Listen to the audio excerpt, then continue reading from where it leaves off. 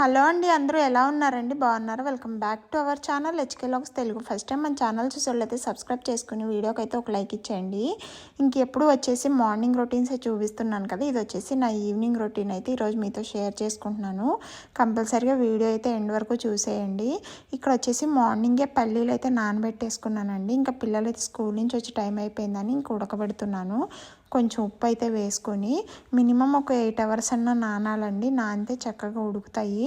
ఇంక ఈలోపు అయితే పిల్లలు అయితే స్కూల్ నుంచి వచ్చేసారు. ఈ వర్షం ఏంటో తగ్గట్లేదు. అసలు క్లైమేట్ అయితే అసలు బాగోట్లేదండి. అందరికీ వైరల్ ఫీవర్స్ ఇలా అయితే కొంచెం కేరింగ్ అయితే ఉండాలండి అందరము. ఈ ఏంటంటే వైరల్ ఫీవర్ ఒకళ్ళ నుంచి ఒకరికైతే స్ప్రెడ్ అయిపోతుంది ఈజీగా. ఇక్కడైతే గులాబీ పూలు చూడండి ఎంత చక్కగా పూసినాయో, భలే క్యూట్గా అయితే ఉన్నాయండి.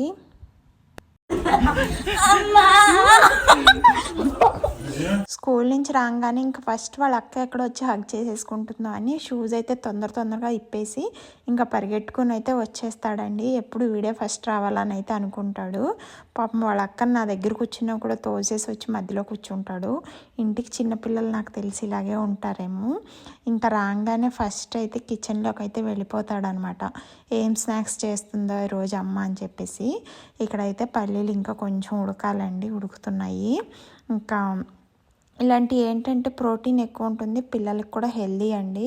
కంపల్సరీగా ఇటువంటి అయితే వారానికి ఒకసారి అయినా పెడతానికి ట్రై చేస్తూ ఉంటాను నేను. ఎందుకంటే ఎనర్జీ బాగా వస్తుంది, హెల్తీగా కూడా ఉంటారు పిల్లలు.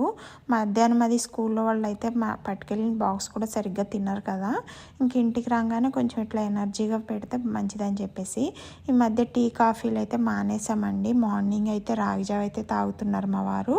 ఇంక మార్నింగ్ ఒకటే నేనైతే కాఫీ పెట్టుకుంటున్నాను. ఇంక ఈవినింగ్ ఇద్దరం అయితే క్యారెట్ బీట్రూట్ జ్యూస్ అయితే తాగుతున్నాము. ఇంకా పల్లీలు ఇచ్చేసి జ్యూస్ అయితే ఇచ్చేసాను.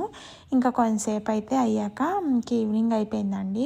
6 ఆ టైం అయిపోయింది. ఇంకా మళ్ళీ ఏంటంటే దేవుడి దగ్గర అయితే దీపం అయితే పెట్టేసుకుంటున్నానండి. ఖచ్చితంగా మార్నింగ్ ఈవినింగ్ అయితే ఇలా దీపం పెట్టుకుంటే ఇంట్లో ఏదో ఒక తెలియని ప్రశాంతంగా అయితే అనిపిస్తుందండి. ఇంకా ఏంటంటే అలవాటు అయిపోయింది ఈ మధ్య. ఏమన్నా ఒక పూట పెట్టుకోకపోయినా అయ్యో ఇవాళ దీపం పెట్టుకోలేదే అని అయితే అనిపిస్తుంది. దేవుడి దగ్గర పూజ చేసుకోలేదా అని అయితే ఆ ఫీలింగ్ అయితే వచ్చేస్తుంది.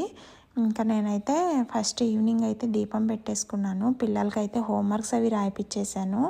ఇంకా వాళ్ళ హోంవర్క్స్ అయిపోయినాయి. ఇంకా దేవుడి దగ్గర పూజ కూడా అయిపోయింది. ఇక నుంచి అయితే ఇంకా వంటింట్లోనే సరిపోతుందండి. 8 o'clock వరకు ఏదో ఒక పని ఉంటూనే ఉంటుంది. ఫస్ట్ అయితే మిక్సీ జార్ అండి. ఏమన్నా కొత్త వస్తువులు వాడేటప్పుడు అయితే నాకు ఎంత భయమో వాటిని అయితే 1-2 సార్లు మంచిగా క్లీన్ చేసుకుంటూ ఉంటాను. ఇంకా మిక్సీ తెచ్చారు కదా అమ్మ వాళ్ళు, దానికి ఏంటంటే 4 jars అయితే వచ్చినాయండి. ఈ జార్ ఎప్పుడు వాడలేదు నేను. చూద్దాం దీంట్లో అయితే దోసల పిండి వేసి చూద్దామని చెప్పేసి ఫస్ట్ అయితే నీట్గా ఒక 2-3 times అయితే వాష్ చేసుకున్నాను. అలాగే ఈ క్యాస్ట్ ఐరన్ ప్యాన్ వచ్చేసి మొన్న అయితే తెచ్చుకున్నామండి ఇక్కడనే. దీన్ని అయితే సీజనింగ్ చేయాలి. ఇది తెచ్చుకుని ఒక 1 week అలా అవుతుంది, కానీ సీజనింగ్ చేయాలంటే బద్ధకం వేసి దోశలకి అయితే వేయట్లేదు. మొన్న పిల్లలు అయితే చెప్తున్నారు, దోశలు తిని చాలా రోజులైందమ్మా దోశలు అని అయితే అడిగారు. ఇంకా వాళ్ళు అడిగినందుకన్నా మళ్ళీ తప్పదు, ఇంకా అందుకనే నానబెట్టాను మార్నింగ్. ఇంక ఇదేంటంటే ఈ ఈవినింగే సీజనింగ్ చేసుకుంటే రేపు కొంచెం ఈజీ అవుతుంది దోశలు అది వేసుకోవటానికి.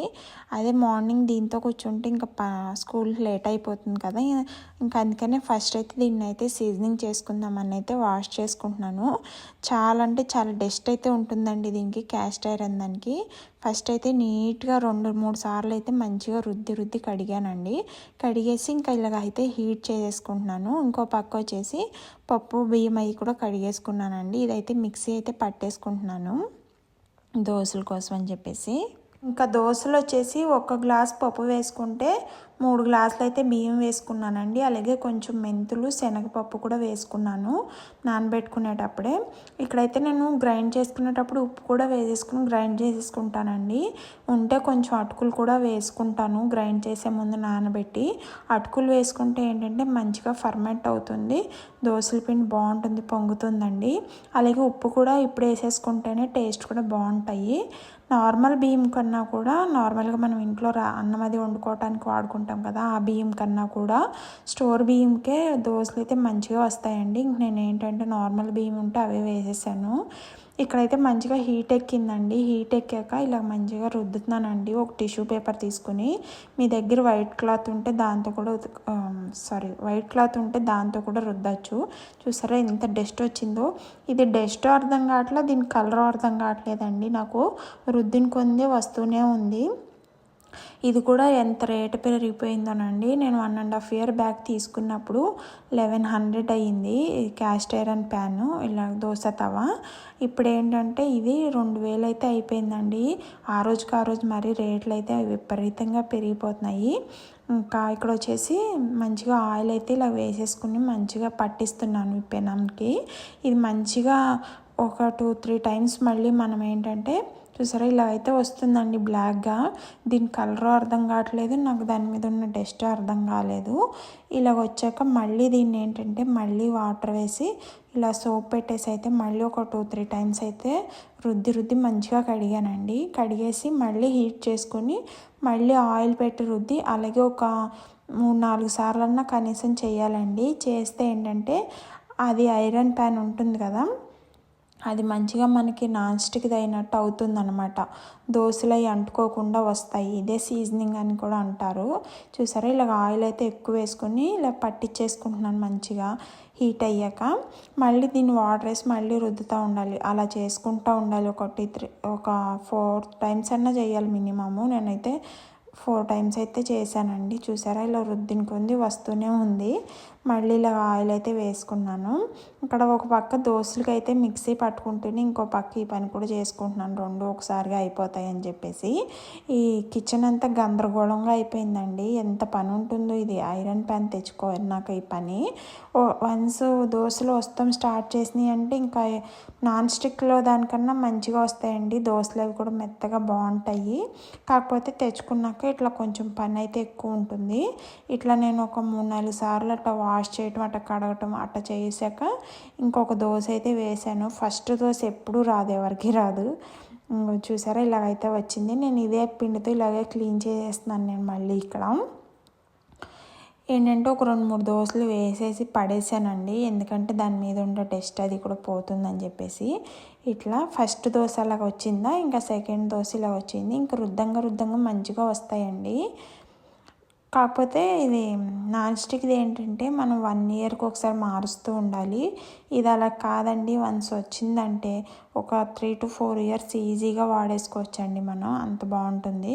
చూసారా దోశ అయితే అంటుకోకుండా ఇలా వస్తుందన్నమాట. అదే సీజనింగ్ చేయకుండా మనం దోశలు వేస్తే అంటుకుపోయి దోశలు అయితే అస్సలు రావండి. ఇంకా నేనైతే అప్పుడే దోశల పిండి వేస్తున్నాను కాబట్టి ఉంది కదా, ఇంకా వేసేసి ఒక 2-3 పడేసానండి. చూసారా ఇలా ఫస్ట్ పిండి అయితే వేసేసి పడేసాను 2-3 దోశలు.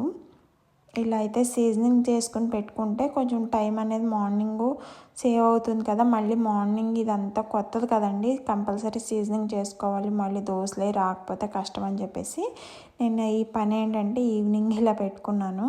చూసారా ఇది వచ్చేసి సెకండ్ దోశ. ఇలా వేసుకుంటా ఉండగా ఏంటంటే మంచిగా వస్తాయి దోశలు అనేది. ఈవెన్గా కుక్ అవుతుంది దీంట్లో. కాకపోతే కొంచెం హీట్ అవ్వటానికి టైం పడుతుంది, ఎందుకంటే చాలా బరువు ఉంటుంది, లావుగా కూడా ఉంటుంది కదా. ఇంకంతే ఒక 3 దోశలు అలా వేసాక పిల్లలు అన్నారు దోశ కావాలన్నారు. అందుకే వాళ్ళిద్దరికైతే ఒక్కొక్క దోశ అయితే వేసిచ్చాను. అప్పుడే రుబ్బిన పిండి కదా కొంచెం సప్పగా అయితే ఉంటాయి. ఇలా అయితే సీజనింగ్ అయితే చేసుకుంటూనే ఇంకో పక్క దోశల పిండి కూడా రెడీ చేసేసుకున్నాను. చూసారా 2 బాక్సెస్లో అయితే తీసి పెట్టుకున్నాను. ఒక బాక్స్ ఫ్రిడ్జ్లో పెట్టేసుకుంటాను, ఇంకో బాక్స్ అయితే పైన ఉంచుతాను, ఫర్మెంట్ అవుద్ది. ఇక్కడ నెక్స్ట్ వచ్చేసి ఇంకా కర్రీ కోసం అయితే ప్రిపేర్ చేస్తున్నాను. నైట్ టైము బెండకాయ ఫ్రై చేస్తున్నానండి. మార్నింగ్ ఇంకేం చేసుకోలేదన్నమాట. అంతకుముందు రాత్రి పెసరపప్పు చారు అయితే కాసుకున్నామా, ఇంకా అదే ఉంటే ఇంక మార్నింగ్ అన్నం ఒకటి వండుకుని నేను మా హస్బెండ్ ఇద్దరమే కదా ఇంక తినేసాము.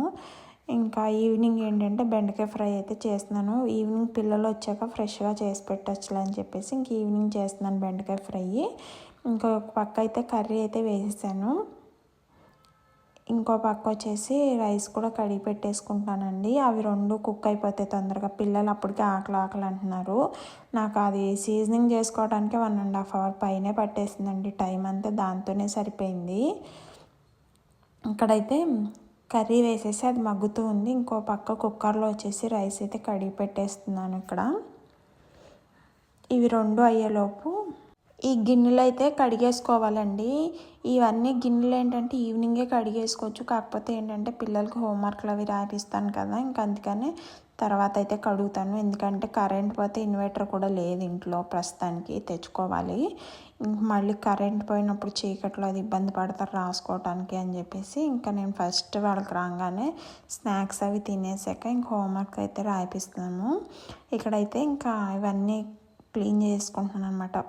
మిక్సీకి అది వాడాను కదా, ఇంకా అవన్నీ మళ్ళీ కడిగేసుకుని నీట్గా క్లీన్ చేసుకుని ఇంకా పక్కకైతే పెట్టేసి అన్నీ సర్దేసుకుంటున్నానండి.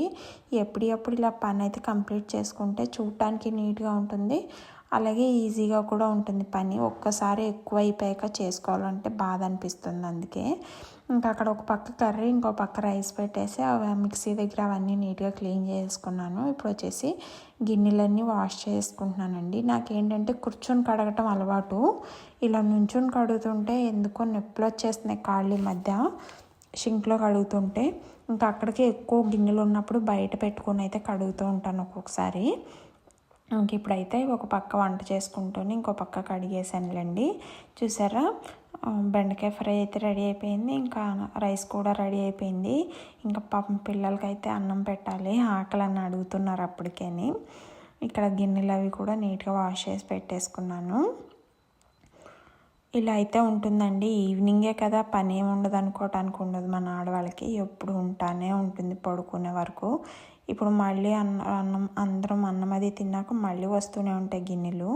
ఇలా అయితే ఉంటుందండి. కన్ను అయితే డ్యాన్స్ ప్రాక్టీస్ చేస్తున్నాడు, వాళ్ళ స్కూల్లో నేర్పారంట. ఇంకా పాట పెట్టుకొని డ్యాన్స్ ప్రాక్టీస్ చేస్తున్నాడు. వాడికి తెలియదు నేను వీడియో తీస్తున్నానని. ఇంకా సడన్గా వీడియో తీయటం చూసేసి సైలెంట్గా వెళ్ళి కూర్చుని పోతాడు చూడండి. ఇంక ఈ రోజటి వీడియో వచ్చేసి ఇంతేనండి. మీకు ఈ వీడియో కనుక నచ్చితే షేర్ చేయండి, సబ్స్క్రైబ్ చేసుకోండి, అలాగే ఒక లైక్ ఇవ్వండి. చూసారా ఎలాగెళ్ళి కూర్చుంటున్నాడు. ఇంతేనండి video. Thank you for watching. Bye.